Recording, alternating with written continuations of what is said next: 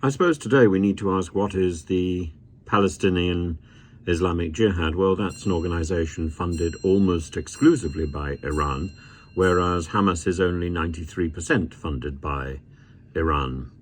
And they are both acting against Israel, but not only against Israel, also against their own citizens.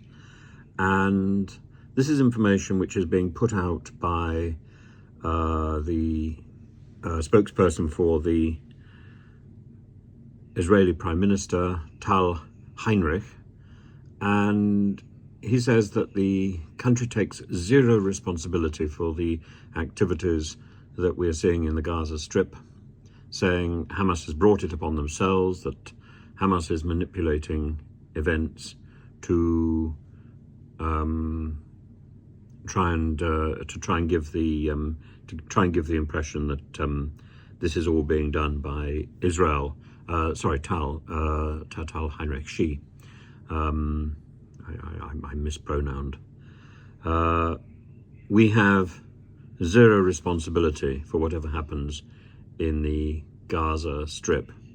The hospital strike has caused widespread condemnation, including from the UN Secretary General, Antonio Guterres, who said, "I'm horrified by the killing of hundreds of Palestinian civilians." He added that hospitals, clinics, personnel, medical personnel and UN premises are explicitly protected under international law.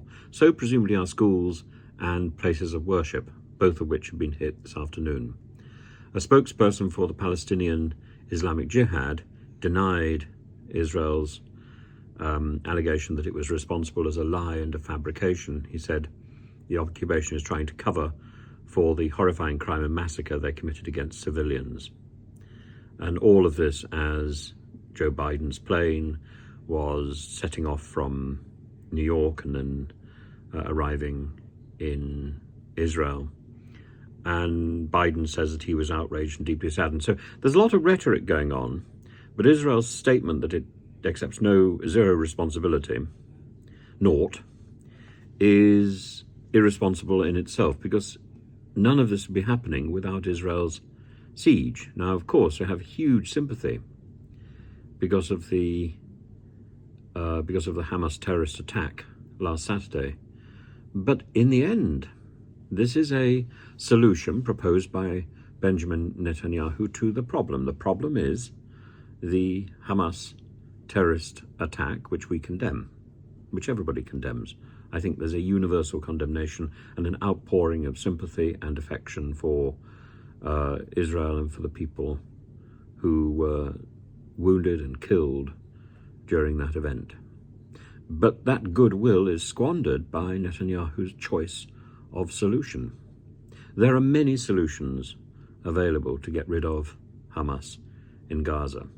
Razing the territory to the ground is just one solution, and a particularly harsh solution.